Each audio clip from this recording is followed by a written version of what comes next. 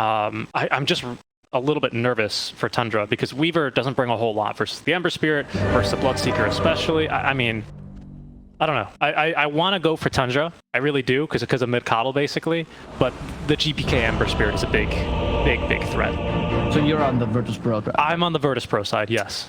All right, I'm gonna go for Tundra then, because I feel like this is a draft of okay. It's something that's not often talked about. When there's a no stun draft, people just go, "Oh, game's over, no stuns," and you know, Ektor is getting very mad about that. There's my Discord reference. But if you actually used to watch a couple of teams that used to do no stun drafts like regularly, which is a lot of SCA teams, they love that in Infamous as well. They used to do a lot. A couple NA teams used to run this, and the strategy is just you never lose the game. You keep no, like you're never in a moment where you're actually losing. You put so much tempo and so much pressure, and you run at them that they don't have a moment to breathe. OG's done these kind of strats before. Yeah, no, you're right. You only need stuns if you're losing, Richie. So don't lose. It's just that simple. Okay, I don't know how else to explain it to you. I mean, all right. Don't be bad. That's the problem. You're bad. That's why I just think if there's a couple of heroes that are going to do well against this, it's Ember's up here, especially because you're right. No, you're right. Kotl's a snowbally hero, right? You get so much damage early, so much pressure early game. Not many heroes can actually withstand that. But I think Ember is one of the better heroes to have in this matchup.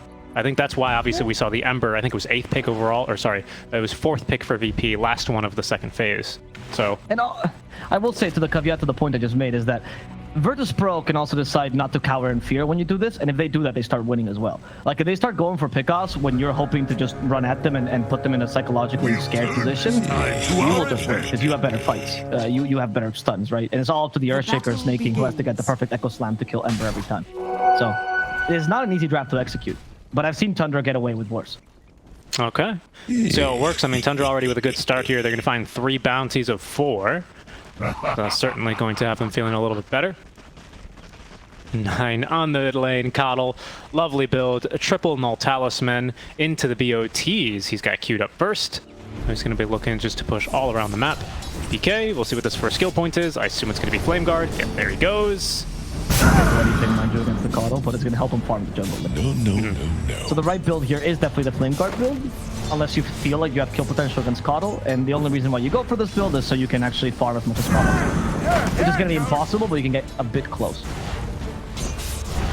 Damage. So much damage on the early, yeah, I mean, that's crap Illuminate. That's the worst level of Illuminate. Yeah. Wait till you get like level 2 or level 3. Level 3 is when they got the heavy buff. Level 3 and level 4 are the big buffs they got. Yep, especially for the time, because before heroes, basically any hero would go, oh, you're channeling Illuminate, that's cute, have fun channeling that for 5 seconds, or 4.1 seconds, I'll walk over here. Did GPK dodge that? Can you dodge Illuminate with Sleight of Fist? If there's enough creeps. All right, there's a little bit of counterplay as well, then. You can't with Phase Shift, for example, at least at level 1, but you can with the Sleight of Fist if you're good. And there's enough creeps. And of course, kotl, he's not good at denying, so he's always going to have enough creeps. And there's the counterplay. I mean, I do like the Ember Spirit pick. I do think that Virtus Pro draft is very good as well. I especially love the Bloodseeker, no surprise. Yeah, so no surprise there at all. That's 9. Still doing a decent job at actually finding these last hits. With the triple null talisman build, you do decent here. Right-click damage. kotl, of course, not really too famous. Oh, didn't dodge that one. Okay, Flame Guard active. Hey, GPK having to consume the Fairy Fire to stay alive there. He's going to have the bottle, though, to fill him back up. Ooh, that was a bit spooky there for GPK. And in fact, he's not going to be able to go for the water rune here, or at least both water runes. 9's going to be able to beat him to the first. He's still CSing under tower. Yeah, he'll be fine. Okay. So let's talk about this wonderful Bloodseeker for a bit, because he was a great pick against both Weaver and Lycan. So once the Weaver got picked, that's why they immediately picked it.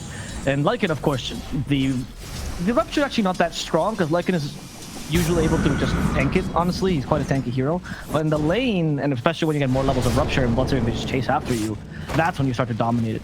And Lycan usually relies on his shape, or on his Feral Impulse. He's like a poor man's DK in lane. He's good at tanking hits. He has really good damage. Bloodseeker has the exact same thing, but with better sustain and more kill potential. It's just kind of a relatively easy lane. That's why they're cutting lanes right now on 3-3. Otherwise, Lycan won't be fighting this head-on. Yep, and I do actually kind of really... a small counterpoint there. I actually do really like the Shaker versus a Bloodseeker. I'm not a hero you know, he depends just on his move speed alone, especially with Thirst, and Fissure can definitely be put him in a bit of a pickle there. Nice deny there by 33 on the Wolves, not allowing Kingslayer to really get anything out of this lane. Don't mind if I do. Our CS leader, unsurprisingly, is going to be 9 on this mid lane. kotl, he's got the 3rd Null Talisman on the way. Collapse when he went for the offlane. kotl ended up going as well for Tranquil Boots, but for now, 9 has got these bots queued up. I think I like those a little bit better here for the mid lane tempo that you're going to want to be bringing. You do go for the bots, and 9 is the big lover of the bots, right? He was also the guy who was like, Wyvern, Witchblade, Orchid? No, bots. Bots first. Then you do other things, because then you farm a lot. It's what enables a lot of 9's kind of supporty heroes to work, because of course he plays a lot of heroes that have early tempo, and then the bots allow him to keep that tempo, either with lane pushing or with getting kills as the DM getting away. It's actually very clever because it also diversifies your strategies, allows you to actually go and push lanes as opposed to just be forced to get kills. Allows you to take towers even though you don't have any tower pushing, just by being good at lane pushing. It's a clever strategy to pick on these kind of intelligence cores that peak early. Yep, I agree. It's I think bots, you know, like you say, kotl very strong in the early game. So whatever you can do to maximize your impact in the early game, and bots definitely the item to do that, is going to help you stay relevant or make as much space as possible. GPK just tanking that full illuminate. Doesn't really mind too much. Level 3 illuminate now, amped by 9% for 9. That's why he actually goes for triple null talisman, of course. That makes a lot of sense actually, now that I realize. I always thought 9 was the whole play on words because he's German, so it's about like 9 and no. Yeah. Which is not really that much of a play on words. Nope. Yeah. I believe that is just called no, right? Not really. Yep. Spelled differently though. Yeah. Well, we'll see. I mean, right now he's doing this thing where kotl has so much time between lanes that he gets to actually stack his own jungle, push the creep wave back, and then go back and take these stacks, while Ember's just struggling to keep himself in lane. Yeah, 33 just constantly as well, skipping the waves. He's got level 2 wolves, but straight into the helm for the Lycan. It's going to be the first game that I've seen today. Well, I guess it's just today, right? First game of the day, we'll probably see this early Helm of the Overlord, now that it costs a little bit more money in the 7.30B patch. 33, he'll be fine here. Blood Right Pure damage, of course, is going to add up, along with this only level 1 Arctic Burn. Kingslayer now finally level 2, not getting a whole lot of XP in this lane. He's been... Look, they're actually already taking out GPK. 9 even thought of going for the potential kill with that first level of Spirit Form. GPK barely holding on. 9 will continue to push the wave. He's like, what, you thought I was going to kill you? I don't care about you. I'm here for the creeps. Yeah, he also took a massive amount of stacks. That's why you see him with 69 last hits. Here it comes. First blood. Thinking, surely. Yep, he's got a stun for him. They're going to try and give it to Skitter, and he's going to take it. First blood, 606 in for the safe lane Weaver. 9 as well, running around, snagging all the bounties. Farming the easy camp with Ember Spirit. Okay.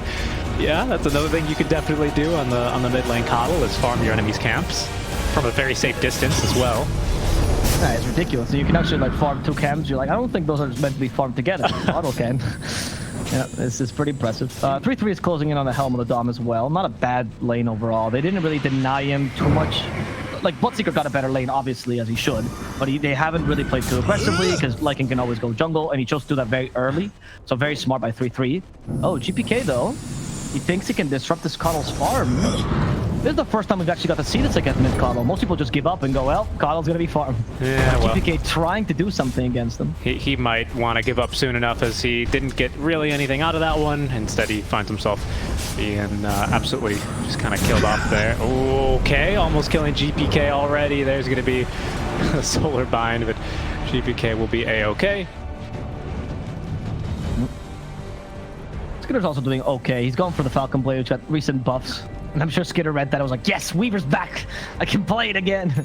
And last time we saw the Weaver, which was on Crystallis, he didn't go for the Falcon Blade, so maybe this ups the tempo for Tundra. This is what I was talking about, by the way. I know it seems really simple with the don't lose strat, but you have to itemize so you're always hitting power spikes. You're going for really quick, cheap, and efficient items. You're always able to fight. There's never a moment where the enemy team is going to be stronger than you. And that requires good itemization, good mobility, the proper heroes as well to do so. And that way, you can always control the tempo of the game, and Virtus Pro can't really utilize their superior team fight. Okay. That's the idea behind Tundra's strat. Okay. I see that. I see that coming together. It's easier to explain with examples. Here goes 9.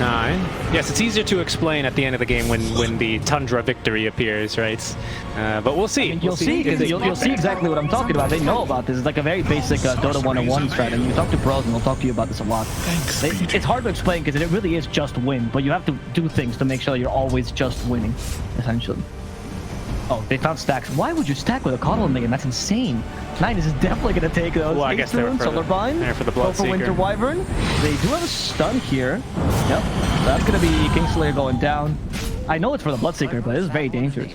Okay, they're going to recontest these stacks. Though there's a Rupture onto 33. The Wolf runs. The Wolf bleeds. Doesn't have enough mana here for a teleportation scroll. Now with Thirst, yeah, he's not really going anywhere there. But back to the fountain. If he had TP, he would have been fine. So you can see that actually Lycan tanks the Rupture pretty decently, at least the early levels. Later, it becomes a problem, especially with that level 15 talent, which carry Bloodseekers I've seen go for the Rupture talent. Oh, hold on. 9 is still fighting here. Oh my goodness, the Illuminate. Nightfall, he's going to go down to the Stampy. 33 getting the kill there, and it looks like Tundra, they're going to follow up here. Another one on to save with the Illuminate. That one goes to 9. Alrighty. And that's BOT's finish for 9, who's running around with 515 move speed here currently. 9 is actually having so much impact. Usually we just see kotls pushing down lanes and everything, but 9 is actually getting killed as well. Huge. This is giving so much space to Skitter, who's also capable of farming the jungle, going for a Maelstrom to maximize his farm. But Weaver's one of those heroes that can get a farming item and still be probably the best item you can get early to fight. So a very unique situation you find yourself in. And 3-3, I think, just died because he realized he's not as strong as the Scream. So the Scream does a good job right now. Yeah, the Sins Are Conqueror do the work for him. Okay, GPK, if he gets hit by Illuminate's a lot of damage. Nope. And that means that GPK is a bit more free to actually do stuff. 33 now, yeah. Pushing, farming. Oh, look, GPK. They didn't get baited because the Illuminate's for the creep point. Instead, Su support's trying to deal with his mid laner, asking 9 to help. Has a blinding light to help him out. GPK, now the solar blind on him. Kind of slow. Fata finds to the death. Illuminate for the Winter Wyvern though, which means GPK, there's no burst damage against him. And they'll get the kill on Fata without really much bother. Yeah, we're going to take this bottom tower as well here. The Weaver, of course, not really able to do much versus DM now that he has a level 3 Kraken Shell, as well as this Helm creep. So he is going to back off. Nightfall very happy to be farming away from this damn kotl. So he's going to be as well be farming in the enemy safe lane. And, well, the push is coming mid from Tundra as they'll rotate 5 heroes mid now. Yep. And that went for Helm himself. A build that we've actually seen 3-3 do a lot, because it was actually on Brew that he started doing this, but it's been popularized by other heroes. And the idea behind this build is, I don't have enough tower push. I'm okay as a tank. I am good at the lane, but I don't have enough tower push. Help me get more tower push. And then when this new patch came along, which made Helm of the Dominator probably one of the strongest items in the game, or Helm of the Overlord. Yeah. People were like, oh, I guess this build is meta now on everyone. So yeah, it's a really good Vlad's game Vlad user as well. Yeah, for VP, right? For both for the Ember as well as for Bloodseeker. Both are going to really benefit from that lifesteal as well as the increased damage.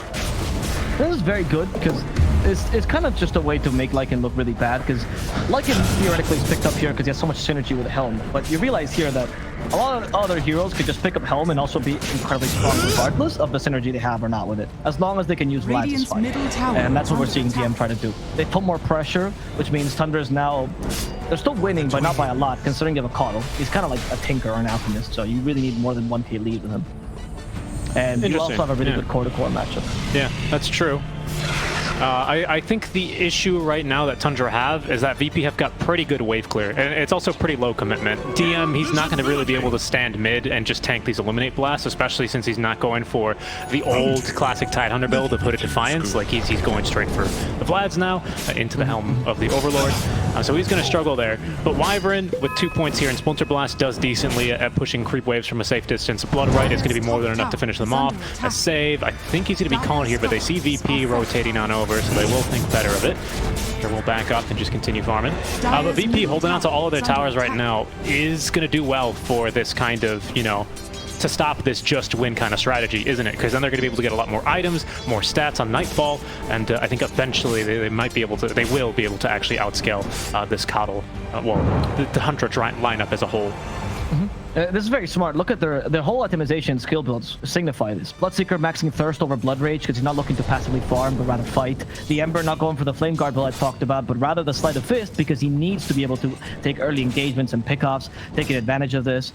We even see Save going for the full Shadow Poison and Disruption actually to mitigate some of these fights and also have a setup. Usually you don't put the early second point Disruption, but this game is kind of valuable.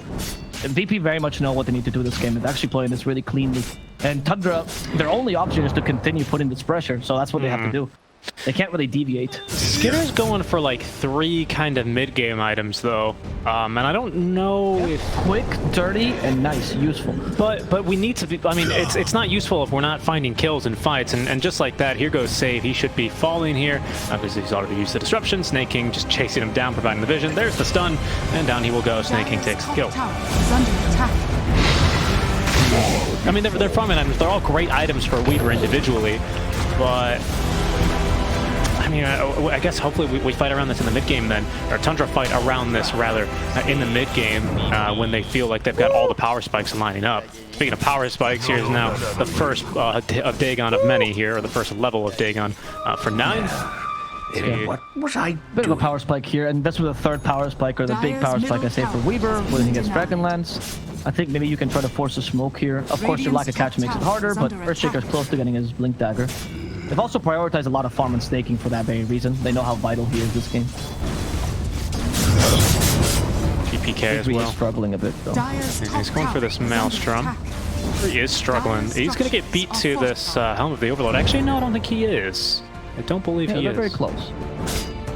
Does he have a recipe already? Dire's top tower has been denied. Oh, it's just the Vlads. No, it is just the Vlads. Okay. Bottom. So they're very close. Tide naturally farms slightly faster than a Lycan, but Tide also has to do more in the early game than Lycan, who can just free farm. DM might be in trouble. 9 is going to be able to travel on in. A good stomp, though, from the Centaur Conqueror. Echo Slime into the creep wave in a second, and tertiary stun now from Snake King as down goes DM. They line him up there for the Illuminates, and 9 will pick up the kill. Very, very good.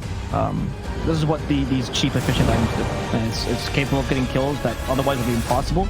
Tide, theoretically such a tanky hero early. He's not Timbersaw, but he's up there.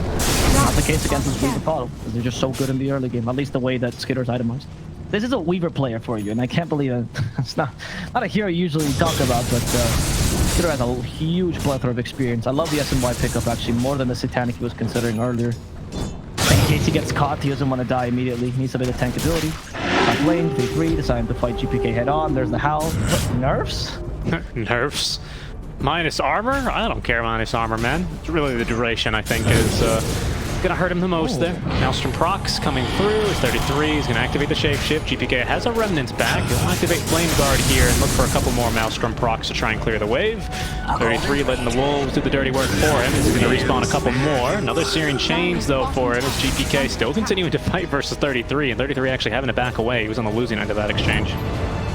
We keep looking at builds. 33 actually skipped the Wolf damage talent, but I'm surprised by maybe the nerfs making him rethink it. Quite a strong talent because it combines with Feral Impulse. And Nightfall's going for an Echo Sayer build. I'm fascinated by this. I don't usually see Bloodseeker carries going for this because obviously Blood Rage gives you already a lot of attack speed. The Mono Regen maybe? That's what I'm thinking, because you do need Mono Regen in this game. Yeah, could be it. Yeah, I'm not sure either. It's an okay transitional item, right? It's not like it's ever bad to get Echo Saver on a melee hero, but it is interesting. Maybe he just thinks, like, if this goes late enough, you're so strong that who cares? So maybe you just think, I'm going to also go for the cheap, efficient items to make sure I don't Blink, get... by the way, so they might look for GPK. Radiant's bottom tower is under Echo Slam's not available.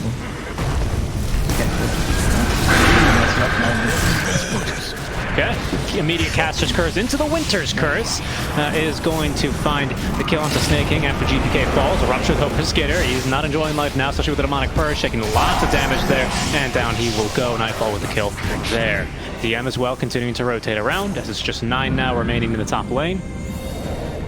That ends up being much better for VP. Their counter initiation obviously is better, so I guess fighting near a tower is dangerous. Especially if you have the Winter Wyvern in position, but I don't think that was a mistake by Tundra. I just think VP responded really well. Classic, 700 burst damage from a kotl. Yep. I mean, I wasn't expecting the Ember to die that so easily. He even had Flame Guard on. Who cares? Who cares? Yeah, who cares? Flame Guard? Nah. I don't think so. They got build as well, honestly. But that's their strategy, just first it down, right? That was a very long stun on Ember. He was stunned, he couldn't do anything for a while there. I guess it is long enough. I don't know. I thought for sure. I guess I give too much credit to Flame Guard. Even, I mean, Flame Guard on top of infused raindrops, and neither are going to be good enough to let him live there.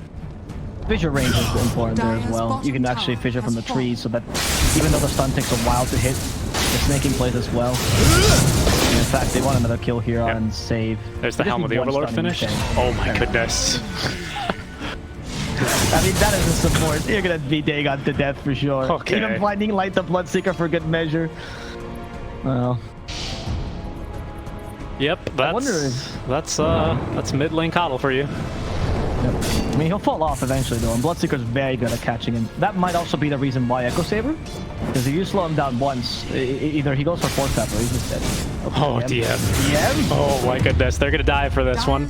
Okay, careful though, because there's a TP coming from Kingslayer, and a secondary TP now from Nightfall as Fata willing to tank the Winter's Curse there, especially with the Heavenly Grace on himself, but it's just gonna be a couple TPs in exchange for, well, basically nothing, but also not much commitment from Tundra either. I mean, I guess just the shapeshift, just a casual little Dagon to DM.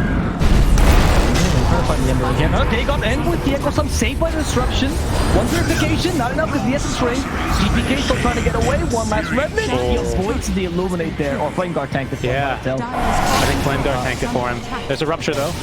Onto kotl. 9. Gonna try TP away. He's off. Not with the Guardian Angel. Fanta also has a TP himself, but he decides to just stay here. That was the TP. Disruption is available. That one moment where he decided to run off was what gave Disruption enough time to come off cooldown. Yeah, snaking goes in. Unfortunately, this time around, Ember Spirit's a little bit more prepared for it. Essence Ring as well, really helping him out quite a bit. Yeah, max Flame Guard, 780 magic damage absorbed, and that is going to be more than enough to tank through and Illuminates, even if it is fully charged. So that's not bad as well, by the way, fighting a Nether Shawl for some more spell damage.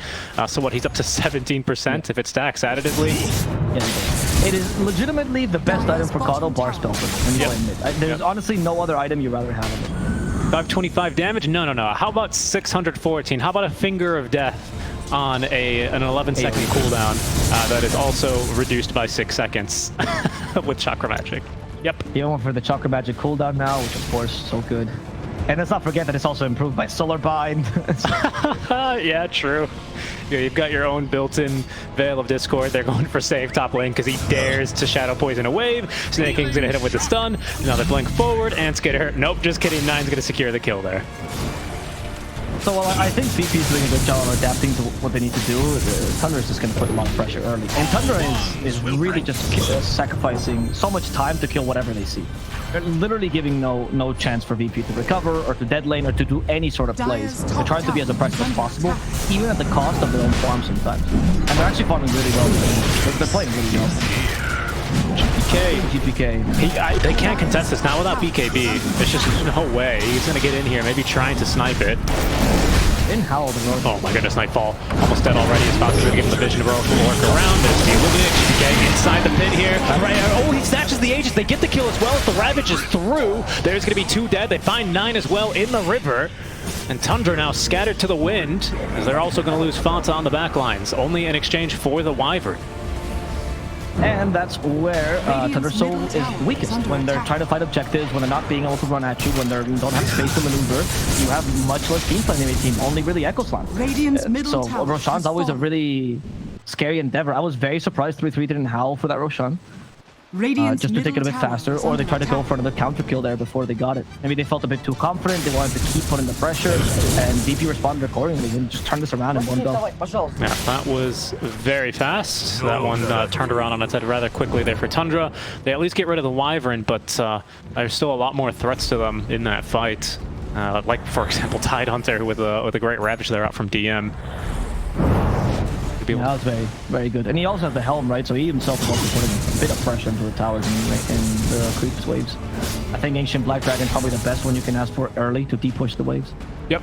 Yeah, definitely, especially for that purpose. Yeah, and I believe, how tanky is this thing? 1800 HP or something? 2000? Okay. Yeah, pretty tanky. That guy can definitely tank a couple of kotl blasts pretty easily. So that's going to be not bad for him either. 9, by the way, already with the Dagon 5 finished up. He's at it for a while. Into the Blink Dagger next, into Octarine Core. Yeah, interesting. I think for this game, there might be a value to E-Blade as well, not just for the damage, but more to save teammates from Bloodseeker. But I'm not opposed. Yeah, I think that's always actually really nice to have as well versus a Wyvern, right? If anyone gets caught by the curse, shoot an E-Blade in there. True. Yeah. There's a lot of defensive and offensive utility. I feel like if 9 gets hit by a Rupture right now, he dies. I don't think Blink and Octarine will help that too much.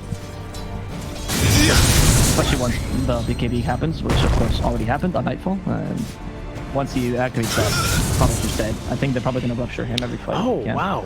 GPK, he actually switched up from going BKB. He decided after they got Aegis, he turned that Ogre Axe into the Ag Scepter instead. This did get slightly nerfed, if I'm not mistaken.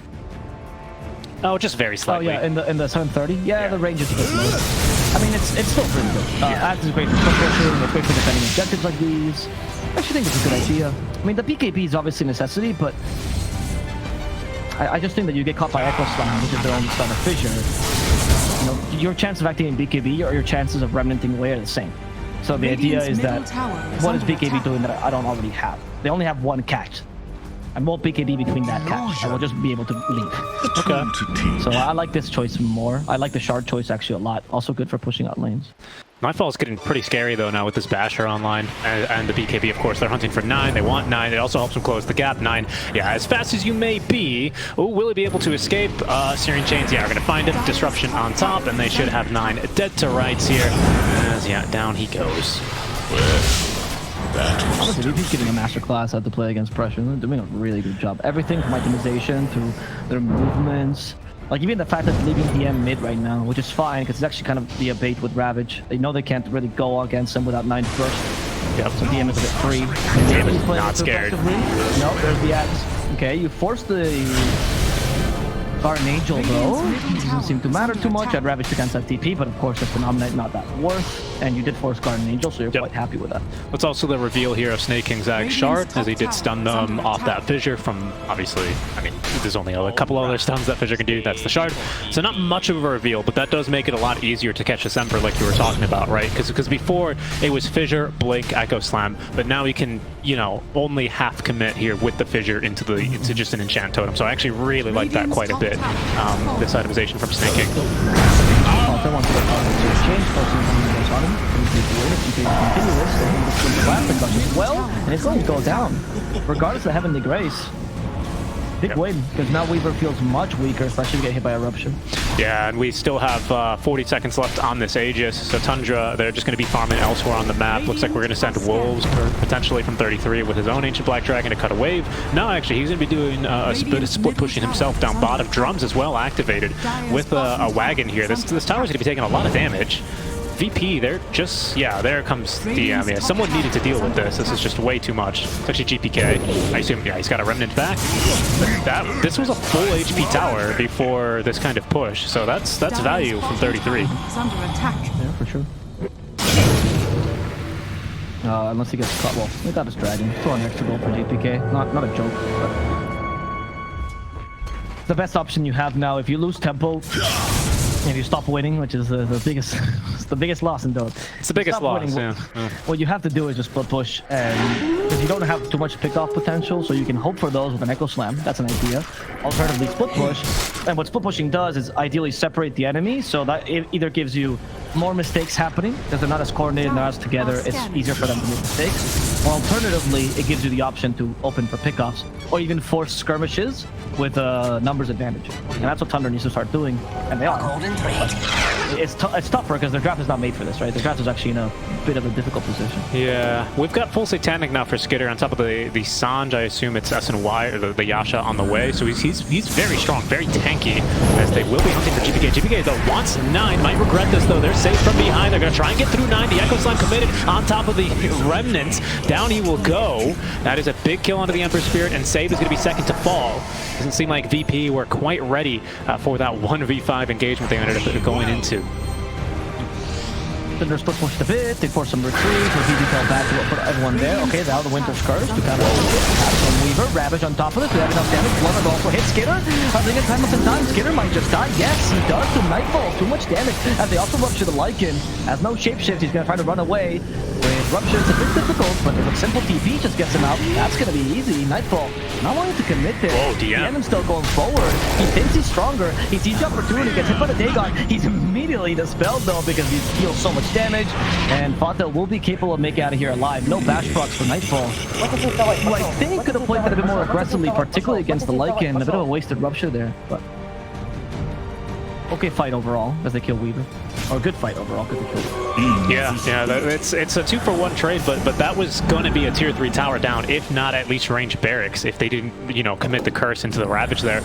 So that was a nice, a bit of a nice save that came through. They actually almost killed Skitter as well. And speaking of killing, they're going for snaking next. Under attack. It's tough. They don't have enough damage. Oh, maybe with Himmy they do. It's more like a Storm than an Ember right now. They dig on him with that Solar Bind. They don't want to go forward. Bit too dangerous. Instead, maybe 9. DM is playing. I mean, besides playing well, he's playing crazy. He's just initiating. He looks at the Dagon, he sees it being used, and he goes, "I am God now. Nobody can kill me." What will Weaver do? Kraken Shell laughs at you. Yeah, Kraken Shell does laugh at him. Even still, this Weaver, I think he was attacking. Because he did get Satanic off. Obviously, he was silenced because of the Blood Right, but I think he Satanicked and then tried to attack Tidehunter. The key word there being tried, because I think he had a Plate Mail, of course, and Kraken Shell at the time, so he wasn't really lifestealing for all that much damage, especially because, of course, thanks to the Anchor Smash on top. So yeah, not a whole lot of sustain that Skitter was able to get there against the Tidehunter, especially. So we'll take a quick look at both of those little skirmishes because we got a bit of time now. While everyone just continues to farm. Next Roche is 90 seconds away from respawning. That should be our next point of contention with all the ultis up. But yeah, big kill into GPK. So yeah, especially without BKB, he is very killable. Especially if he gets caught by really just one stun, he will fall.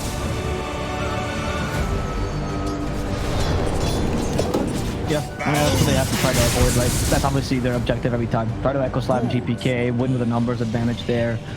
kotl does fall off, but doesn't mean he's useless now. He does still deal a huge amount of damage. He still can push out waves. He's actually going for BKB, which is fascinating. Just trying to save himself somehow. So let's save finds potential kotl kill. Shapeshift, save himself is the one who's attack. Oh, Ember joins, there's a Searing Chains, plus the Ravage. They really want to commit for 9 and they will get him. That's a lot of your magic burst gone. Save for now. The case denies his Nightfall trying to deal with the creeps, which are actually beating him 3-3. And let's snipe him. There's the Winter's Curse. He's in trouble himself. Oh, it's not going to be for 3-3-3 for one of the creeps. Misclick there, but 3-3 still getting bashed. Sharing Chains on top of that. Is he fast enough? No, he is not. Fire faster than wolves traditionally, as they do burst down the poor Tidehunter though. Yeah, so they buy back from kotl. Nightfall. No Rupture available. So he just has to run away. He knows he can't fight this. Kingslayer might just be a victim, but they're maybe going for the proper kills? Kingslayer actually getting away with a nice TP, and Skitter finding nothing here. Okay. 2 for 2 then. Offlaner support for a mid laner in an offlane. So a better trade there for VP, but they might just have to buy back themselves. And in fact, Abo, we used all the ultimates, and Roche is about to respawn. There he is. Roche number 2. Tundra, all they have had to do, yeah, snaking. Oh, there he goes. He's pinging it. They're not checking it yet. I mean, they have no Ravage, so this is perfect, actually. This is, if there's ever a free Roshan, this is it. You just find it. They just... I think maybe last Roshan, they'll give him a bit of doubt in their mind, right? Because they almost lost the match off that last Roshan. Guys, you got to go in there and scout it. Okay, VP know about it now, so send the illusion in. Fonsa should... Did they see it on Tundra? Did Snake? No, they didn't go in. They didn't check it. Okay, but no, yeah, and I mean... Okay. But they must know. They must know, because it was a 90-second Roche, so they must know it's in the window. That's something that approaching time, but... I mean, I don't know. Maybe they just don't do Roche that fast? They do. They have Howl and Swarm. They do. And a DD rune? He's the last Roche, man. The last Roche. That psychological like spike there. If Ravage is up, they can't take it. Winter's Curse is already up, so they have just better team plan in DP and these close settings. 40 seconds till Ravage is up. VP, they know about Roche. Now Tundra with that Swarm, they know about it too. I honestly think Tundra might have done the right thing actually by not going in. Because if they don't take it as quickly as they think, or just like 1 second later, the Winter's Curse comes in and completely destroys them. Bloodright as well. It's not just the Ravage they have to be afraid of. Yeah. Plus fighting around that enclosed area now that GPK, I mean, he's had this enchanted quiver for a while. It's a little bit less damage now per burst with Skitter. Slayer. Great. He has Glimmer Cape, but no time to gem. use the Skitter. That is so much damage. Also, Swarm with a Shard. Now season to fight the Glimmer Cape. Yep. Alright, we've got buyback though for the Wyvern. And Ravage up here in 1 second, so it's ready to go. They're on a GPK though. There's going to be a stun for him. Oh, not enough magic damage though, as he did have the Flame Guard up 33. Activating the ultimate, thinking about going in, but will think better of it here. He will now just back up. Skitter though, still looking for the engagement. Okay, I mean, they forced the buyback, so small win for Tundra. Still can't take Roche though. They're around the area because they know they want to, but they just can't risk it. Now it's definitely not viable. Now with Ravage is not even a question. Yeah, it's pretty scary. There's BKB for 9 though, freshly delivered 9-second BKB. So he's going to be a little bit more survivable in these team fights. But of course, this Demonic Purge is still an issue for him. A Rupture is still going to be a problem for him. So they have and Curse. So they have ways of still getting through him, but he can fear the Ember a little bit less now. Nightfall, he is scaling really nicely here. He's going to go straight into Abyssal Blade now, as he's got the Basher online for a while. Mantis style as well for the Dispel. That's going to deal with the BKB pickup on the KotL. Because obviously, if Nightfall can choose, you'll kill KotL first. Get rid of that Dagon, right? Yeah, like the casual 1,000 burst damage that he has. So if you lose BKB, like if you have to use your 6-second BKB and KotL's still alive, welcome to the parade of blinding light. Yeah. Honestly, it's gonna be like that one song, you know, all of the lights, you know, and Nightfall is I thought you were gonna. I thought it was like Welcome to the Black Parade, you know. Well, except I guess it's KotL, so not really. No, it's like a disco at 4 a.m. You know, one of those really bad ones. You're like, I can't see anything. That's Nightfall's life, which is why it's so important to kill the KotL. With the first BKB charge, mind you.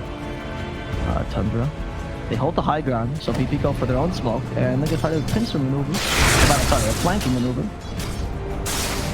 With a bit of bait in between, the Bloodseeker just kind of pushing the lane casually. Is the courier that valuable? No, it's not. Okay. And that might give some confidence to Lycan. They have 33 though, Going GPK. to triangle? GPK, sorry, his smoke broke. Yeah. Oh, that. Yeah, they got a bit too close. I didn't see him. And there's a ward there on the high ground for Tundra. They noticed that though. At least they get a D ward off this. Not too bad. Oh, they don't even get the D ward. Never mind. They get their own ward though. Radiant's middle tower is under attack. GPK immediately sees something, goes for a BKB, and it's just gonna be the Omnight. There's the Guardian Angel wasted, and the Omnight as well. He's got buyback, but I mean, I guess he could look to get back into this fight, but it's so difficult as a VP right now holding in between the path. They've got vision now of Skitter. They're gonna hit it with a Rupture right into the hands of DM though, who's ready, holding on to the Ravage. He's gonna let it rip. GPK now right on top. Nightfall with the bash. They've got him. A minute and a half without the Weaver. He's got buyback. Snaking could be next. There's the double buyback now from Tundra. They're gonna try and get back into that fight. A third now as they take down the Earthshaker. Oh, I took the dragon away from the Lycan as well. Oh, they have this outpost. Okay, they're here already. No. Okay, no time lapse. Actually, VP's all TP and they don't want to fight this. They use some of their skills, and that's enough. No Winter's Curse, or they don't want to use the Winter's Curse here. Just want to retreat because the Ravage is too valuable. Good taking of the creep though, actually. That was major. I don't know if you saw the DM with the Helm of the Overlord. He took the Lycan creep in, so they lost vision, so they couldn't chase him to the trees. Oh, I didn't. That was major. Yeah, well done by DM. Oh, they're going in again. They're seeing the opportunity to go for the Earthshaker. It's a bit dangerous for GPK, but they actually just forced the Echo Slap Storm to BKB. They're going for Snaking. The H is going to take him out of Skitter. And now he has a second life despite... Oh, actually also third life with a time lapse. GPK though, going for the easier kills. It's going to be 3-3. Together with Snaking, that's your team fight pretty much gone. Who cares if Weaver has 2 lives? Yeah, that's a dieback as well for Snaking here. As 9 already going just to push waves down bottom, hoping to at least maybe try and get this tower here with this last little push.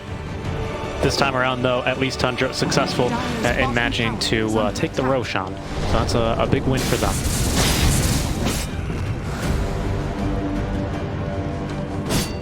Yeah, mean, that Roshan was surprising as well. I mean, I told you, right? They take it really quickly. I understand the respect for the Roshan, but I also thought that, why not? And they also did it in between when Ravage was gone. I think they could have pulled that off, what, 10 minutes earlier when they had that opportunity? But I get where they're coming from. It's just that with these kind of lineups, you kind of have to just juice out the game as much as you can. Really get the last drop of efficiency. Radiant's top Fear tower is not good for these kind of games for Tundra. No blood for you. VP though still looking on the offensive as they are pushing top. That'll be the almost the last outer tower gone. They've kind of relinquished control over bottom for now as they've got mid and top lane both pushing into the tier 3 tower.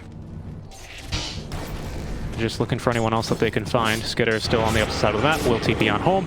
And now has almost enough money for the BKB. You think that's going to be a big item here for Weaver? Is that going to make a huge difference for him? Yeah, I think. I mean, they have some control through BKB, but it will stop the Ravage from ping. So that's good. He's been slow. That's BKB himself. Might just leave him. Has a pistol too. But he'll just wait for the true carry, full efficiency. Skitter. Ravage. Hit Skitter with it. He doesn't have his own BKB. Skitter. In trouble. He's been rooted. Eruption. No, there's the Winter Curse instead. Do they have enough damage for him though? Yeah, he's struggling to keep himself alive from behind though. 3-3 comes in, hoping to kill off Kingslayer, who will call the break to delay this as much as possible. Kingslayer will still fall. Now the Blood Right, not getting anyone to blade though. Finding Skitter, that's gonna be his first life. No time lapse. No time lapse, no Satanic combo. I think they've got him. Steering chins. Yep, there we go. Too much damage. Skitter can't tank this. 120 seconds at him, no buyback either, so this might be at least one lane of racks for VP. It is, yeah, for sure. They've stolen a gem as well. These are 3 heroes without buybacks. They bought back earlier when VP were able to get a decent fight just outside of the Roach Pit. Fantastic Ravage. I'm a little bit surprised that Skitter decided that Nightfall was the right kind of target to be jumping like that, because the rest of Tundra, I think, were not on the same page. They were pretty far away. They were like by the tier 2 tower. He was standing over where the tier 1 used to stand. If there's 9, gets the kill on the save. He himself could be in some trouble though. BKB duration now halved, and they will not be able to dive the fountain for him. Snake King looking to try and punish GPK though. There's a secondary stun to follow through. We have an Echo Stun, but now GPK with the BKB active, just gonna kill 9. 9 does have buyback, as it's gonna be Nightfall who's gonna TP back top lane and finds the kill onto 33. VP still continuing to push with all 3 of their cores alive. They want at least this mid lane of barracks. So they're gonna try to do. I mean, it was a pretty good defense by Tundra, honestly, forcing Bloodseeker back as well. Probably the best they can muster here, but the laner acts as follows, aren't they? Oh, Lightner. Shaken. Radiant's middle barracks are under attack. Middle barracks has fallen. There go the barracks. Haste turn for Nightfall is real nice, so we can get back in this fight. We've got now the 2 sleight of fist charges for our Ember Spirit. Radiant's top tower is under attack. DM without the shard, he's still pushing decently though. Just with the damage alone. So when you take tower top as well, Nightfall, a fully fledged Bloodseeker. This guy is a much better late game here. The most people give him credit for. Radiant's top barracks are under attack. Definitely better than Weaver. Radiant's top barracks. Yeah, definitely better than Weaver. Radiant's top good barracks against Weaver, so it's like a double win for Bloodseeker. Pretty big win. This is the thing, right? Because we were talking about this before. You were going, oh, you know, the strategy here is to just win. And I think against VP, from what they've shown us so far, and in particular, there was their series versus Team Spirit when they actually bested. Granted, it was an offlane kotl, but they still bested a core kotl. That was what I was kind of doubting. That's why I wasn't really sure if Tundra were going to be able to make it work. Tundra, though, as you've said, they've pulled off crazier stunts, but VP is still holding strong, and now with 2 lanes of barracks in their favor, might be in just a bit too much of a commanding position here to let this one go. There's a reason why that strat does not work against top tier teams where they just drag stuns instead. Right? You are limited in your options, and you kind of have to outplay the enemy team, which is not always easy. I think VP played this game really well. Maybe one mistake I think I saw the whole game. In general, this is everything they've done is the correct way to deal with these high pressure strats, which seems easy because you just need to win for a bit, right? You just need to make sure they don't snowball.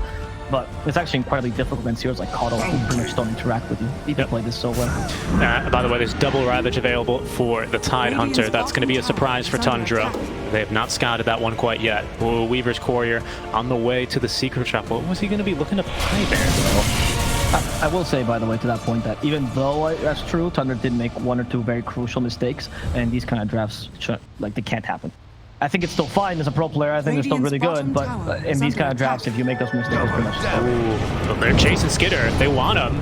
GPK, know where he is. Oh, there's going to be the Tinker Ward. Yeah, there's the BKB. They're trying to force out the TP. Oh, in the middle of the cold embrace, curse him. No. Nice.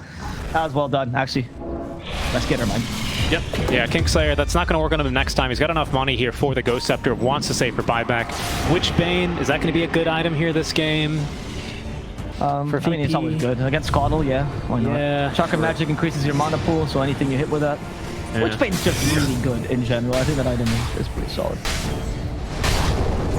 It needs to get tuned a bit. It might not be what you choose to pick up on the Bloodseeker, though, because maybe the Penta Sword, the name is just a bit more valuable overall, and I understand that. I don't think you need that. Nightfall is pretty terrifying now. He's just about upgraded everything. I assume he's going to get rid of Phase Boots and throw that Satanic in, because he is just about to be 6-slotted now. 33. Drums active here as he's going to send the creeps in to do a bit of his dirty work. Looking for at least the ranged barracks, but it's all the Mjolnir procs here. The Chain Lightning's nuking through the Wolves. Yeah, he's even going to go ahead and get the kill there onto the Ancient Thunderhide. 200 extra gold for the Bloodseeker, who's now running out of slots. Yep. But it's a good Axe game for him, so they still have that slot. That's pretty good. Weaver's running out of slots too. He's taking this +1 Geminate attack. Probably the best talent for this game. Yeah. Wondering if maybe it's time to start thinking about a Divine. With the +1 Geminate attack, it is a very valuable item. Yes, I agree, but I think Divine does not fix the issue, which is if you get caught, you die. Right? That's kind of what we see. But what does he buy then to fix that? Honestly, you sell the Falcon Blade for an Aeon Disc, and then you go for Divine. I think the Aeon Disc is a necessity here. It's actually kind of hard to kill you, right? But you have Falcon Blade and Dragon Lance. I don't consider these slots. What is this? These are not items for the league. Barely 2k gold each. No, that's the concern, right? Is that these then you have to end up selling them. Falcon Blade isn't built in anything. Maybe a Mjolnir for the Maelstrom, and then Dragon Lance. Are we really gonna get the Hurricane Pike for Skitter? Like that's the problem for when you do try and play this tempo-based game. When you play the let's just keep winning game, and then you find yourself all of a sudden down 2 lanes of barracks, looking down from a 14k net worth deficit. Like these items just are not what you're looking for here for Skitter. We'll see here what he's going to be able to build them into, though, or what he's going to replace them with. You're totally right, by the way, but it's just the way that you have to play. Yeah, of course. It's the right strategy it's the right build for the strategy they played. Unfortunately, VP just played around it a little bit too better, a little bit too well. Sorry, for Tundra. Too better. Get her. Oh, Abyssal. See, they catch him. Okay, they're connecting the BKB. He still might die regardless. Skinner fighting head on. There's a time lapse. They're gonna break him again. Hit him with a Shadow Perch. He's out of Shikuchi. They hit him with a Ravage. No more BKB. They actually caught the Omni by accident as well. But they don't conjure him. Skinner, they're gonna kill him with a Flutter instead. Now going for Fata. 3 kills for VP. Actually 4, because they killed him like twice in that engagement. Steady Palm PP is going to be good enough here. They kill Snaking as well. Just went in trying to delay this push. That's another dieback for them. Not looking very good for Tundra. They catch the Wolf. GPK here in chains. They're burning him up. Okay, they hit him with the E-Blade, but GPK will tank this. Skinner once again needs to Shikuchi himself to safety. And they collect the Lycan, but they just don't want to push that hard. VP is going to concentrate on the objectives instead. Or just leading. That's fine too. They're going to leave. Yeah, they're going to leave. They're doing maybe a little bit like SG, who's playing over on the main channel versus Beast Coast right now. But they know that Roshan is going to be up soon enough. It was a pretty long Rosh timer here. Okay, yeah, they're just going to leave Kingslayer in the pit. This is normally what they do to him anyway. And luckily, he's only going to have to wait here for another 5 seconds before the big guy comes home. Third Roshan, so Aegis Cheese, and either that Refresher Shard or the Axe Blessing. We'll see what they get. It is the Refresher Shard. Speaking of Refresher, I think I saw one better for Ember. So much better. Did he just buy one? He did. He's got Refresher Orb. Okay. Yeah, of course, because you don't buy the shard. Yeah. That'd be interesting though. One use Refresh. That'd be interesting. Probably OP, to be honest. Roshan has fallen to Take the the Aegis. The M takes the cheese. Oh, Refresher Shard. That's awesome. I love that. That's a great item for me. That is a fantastic item, especially now that we've whittled through a lot of the buybacks here from Tundra. Only one remaining is going to be for 9. 33 has one as well, but he's 1,600 gold shy, and I don't really think Avo that he's going to be able to find the money for that one by the time that VP start pushing. I think it's now time, by the way, for... I love the Arcane Blink choice by the type. I think it's awesome. Get a faster Ravage. Try BKBing against that. It's also, especially the first time you use it... Oh, Skitter? It takes away... No. Oh, they've got a gem. Okay, Skitter BKBing, but he's just not fast enough to try TP. Curse? Can they stop him? No. Okay, that was perfect timing. Kingslayer, he must have thought more heroes were coming. He must have thought more heroes were coming. That's why he just blinks away instantly. Sure, he's going to regret that one once he realizes, oh, he BKB'd and TP'd away. My bad, guys. I mean, I think that's the right choice to make by Kingslayer, though. Why would you ever expect Skitter to make that play? Agreed. Agreed. What was Skitter doing there, though? Skitter's playing with that aspect, but you will never expect me to. Bro. Skitter sold the Maelstrom. Fascinating. Yeah. And the Falcon Blade, of course. I was definitely expecting the Falcon Blade to go. I was not expecting... Radiant's bottom Does Skitter go for Echo Saver? He's got Echo Saver? What? When did he get this item? He sold Dragonlance, Falcon Blade, and Mel. He sold all 3, and then he's like, actually, I want a different mid-game item. I want the Echo Saber. It must have been because he assembled this by accident. He's just probably disassembling this afterwards. Okay, for the Basher, right? Yeah. Okay. Basher I'm okay with. I just... But where did the Oblivion stuff. Yeah, what is it for... Oh, no, he didn't disassemble. Nope, he's keeping the Echo. I mean, it procs the slow? The slow procs, yeah. The slow will proc. I don't know. I don't know, because I want to say it's for stats, but I feel like Dragonlance gives you pretty close to the same thing. Oh, hear me out, since he's picking it Scotty. How about that? He buy that earlier. I don't know. Okay, Skitter's been turned into... Oh, that's why. He's been turned into a wolf. Oh! Yeah, there you go. Okay. Okay, this is next level. Yeah, look at Skitter. It's not very much working right now, though. Hold Embrace. They should save Kingslayer. They cut Snaking. Skitter really committed for the strat. There's the Ravage. Skitter's gonna die. Okay, there goes your Echo Saber strat. Kudos for the creativity. GG. Yeah, GG. I like, okay. Okay, respect. I agree. I like the idea of it. I really like the idea of it. Lots of respect there for Skitter. I wouldn't have thought about that.